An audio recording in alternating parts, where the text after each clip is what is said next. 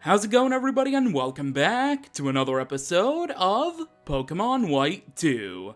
Last time, we made our way here to Route 13, and we had an encounter with the Sword of Justice, Cobalion.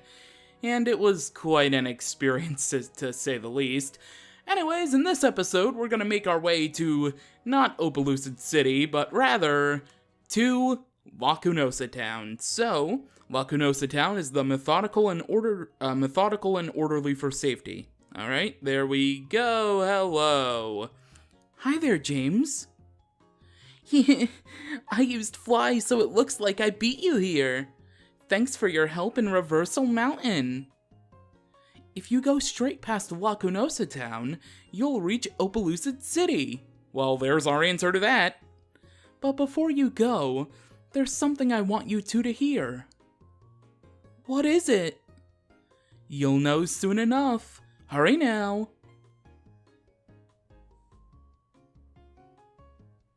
You must be the ones who want to hear the old tale about Lacunosa Town. That's right. Please tell us.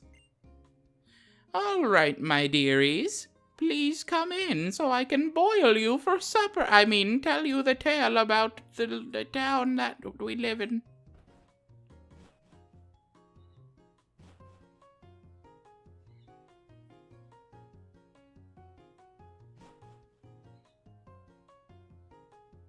Behind Lacunosa Town, there's a mighty big hole. Have you heard of the giant chasm? Oh, I've heard that around the giant chasm, there have been brief temperature readings of negative 58 degrees Fahrenheit. That's what Charing told me anyway. The road is blocked, so we can't get there right now. A long time ago, the giant chasm was created when a big meteorite fell from the sky.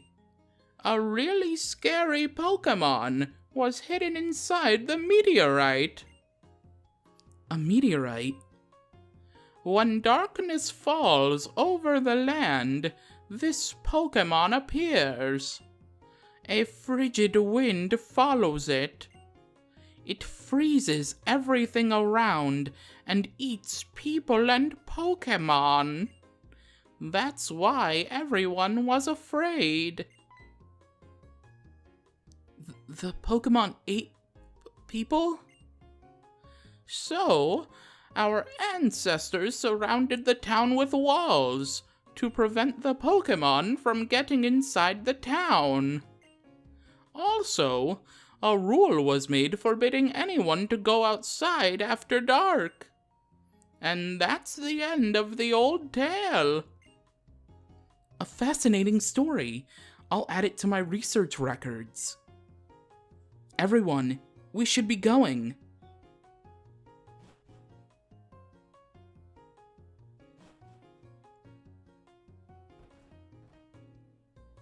Wasn't that an interesting folktale? The Pokemon's true identity may be unknown, but the power mentioned in the story is incredible. I know! The power to freeze everything around it could even rival the power of the legendary Dragon-type Pokémon. Yes, Bianca, it's almost like Reshiram, who scorched Unova with blazing fire long ago. Or Zekrom and something about lightning, I forget the dialogue. By the way, James, do you remember the story of Reshiram? I can't say that I do, so please tell me, even though I think if I say yes, you'd tell me anyway. Oh, James, I even told you a little about it in Lentimos Town.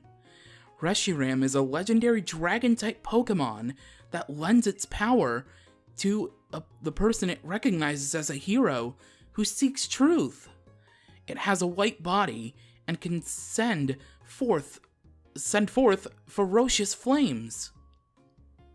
Professor, do you think there's a connection between the Pokémon from the old story and the legendary Dragon-type Pokémon?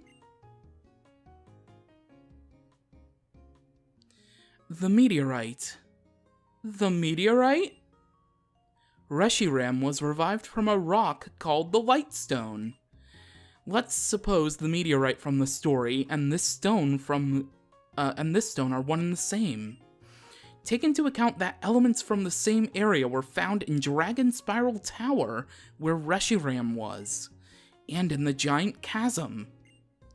It doesn't prove anything, but it could be a piece of the puzzle. Let's not write it off as a coincidence just yet. If your theories are true, it should be a really strong Pokémon. What kind of reason would there be for it to come out only at night? If it doesn't like sunlight or something like that? Until we look into it more deeply, it would be hard to say anything about that. Now that I think about it, the name Lacunosa could be derived,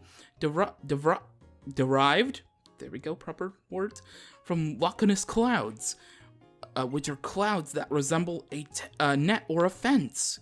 I wonder if the name is related to the part of the story where they built walls to protect the town from that Pokemon. Sorry I rambled a bit, didn't I? James, could you ask Drayden about this if you get a chance? I'm going to do a little field work. Bianca, help out, okay? Sure thing. Oh, just so you know, Opelucid City's mayor, Drayden, wrestles with his Pokemon to toughen them up. Professor Juniper, wait up! So, yeah, that's something really cool, actually, about the Unova region in particular. But all of the regions are based off, their names are based off things. But in particular, the Unova region's cities and towns are based off of cloud names, which is cool. I believe this is I don't want to get this wrong, but I probably will, because I usually am when it comes to sharing facts about stuff, unless I have it right in front of my face. But I believe Unova was originally called Helios? That might have been Kalos. That actually seems more like a Kalos thing. Yeah, forget what I said. Anyway, I'll share that factoid again in whenever I do X or Y. So look forward to repeated facts. Maybe, depending on if I got it right or not. I don't know. Future me, I guess you can put a caption on screen or something. I don't know. That Minchino is saying gahoo gahoo. I don't know. Anyway, Mr. Policeman, hello? Yes, I would like to talk to you. Alright, cool, Mr. Policeman. Hello, little boy. Big scary monster comes out at night, right? Must be scary Pokemon. Everybody leaves the legend, follows the rules. Oh, hey, AJ, I guess I'm not gonna be able to go inside that building before dealing with you. And that's really it for Lacunosa Town. So, AJ, what's going on here? What's up? Have you seen Team Plasma anywhere around here? I heard a rumor to that effect. Oh, for crying out loud. This is troublesome indeed, my curious trainers. Perhaps I should satiate your curiosity somewhat. The reason I am still part of Team Plasma is this. I want to know how the world will change. Listen, Pokemon are nature. Pokeballs are civilization. Humans who are used to civilization don't relinquish it easily. Of course, both nature and civilization are important. But what will happen to a world taken over by Team Plasma? People will be forced to throw out Pokeballs, a product of civilization. I want to know what that looks like, and I want to enjoy it. Shut your mouth. All I want is to get back a stolen Pokemon. James, give me a hand. You ready? Do I really have a choice? Just to let you know, you're about to feel my rage.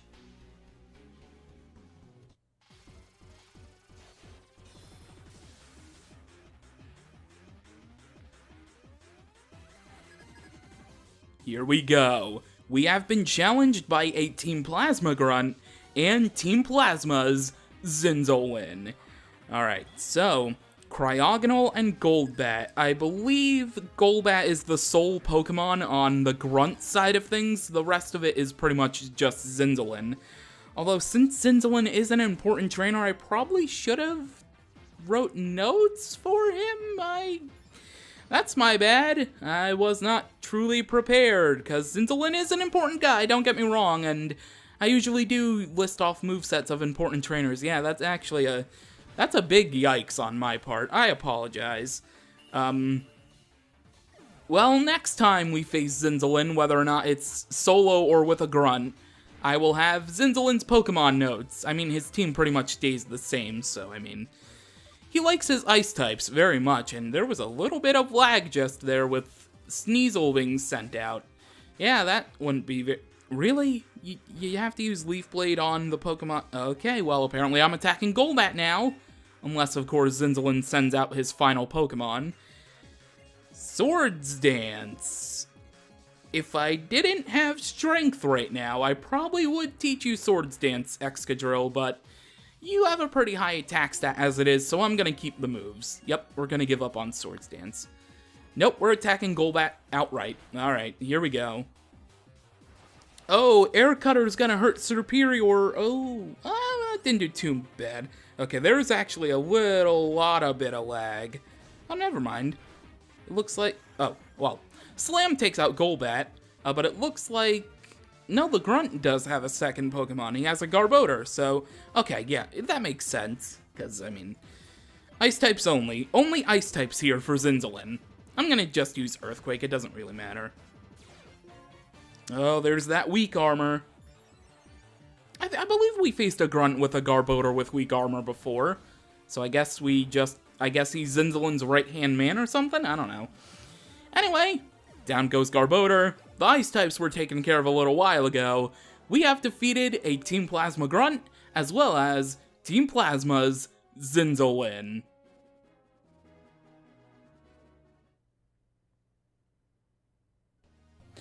What's with these two? I'm battling alongside Zinzolin. This shouldn't be happening. These trainers remind me of that one from 2 years ago. More important, we must continue our research. Like that scientist said, it might be an Opelucid city. We'll play with you again later. Get back here. Well, now I can explore this house. I mean, that's the most important thing of it. There's nobody. What a colossal waste of time. Okay, then. Well, I don't really need to heal at the Pokemon Center right now, so to Route 12 we go. Alright, let's battle some trainers and collect some items. A green shard. Not bad. And I was hoping that you wouldn't be turning my way, but looks like we're facing off against a black belt immediately. Not really good since I have Excadrill in front, which is weak to fighting types, but we'll see what happens. Yeah, really was a bad idea leaving Excadrill in front. Well, that's a bit of a taste of Route 12. I'm gonna head back to Lacunosa town, and I might as well end off the episode, because, I mean, we did do a lot of important stuff, even in just under 20 minutes. We listened to an old tale about a scary Pokemon in the Giant Chasm with Professor Juniper and Bianca. Then we fought off against Team Plasma with AJ. I'd say that's a good spot to wrap it off on. Next time on Pokemon White 2, we will continue on Route 12, and then we will make our way to Opelucid City. So with that, thank you for watching, and until next time, catch you later.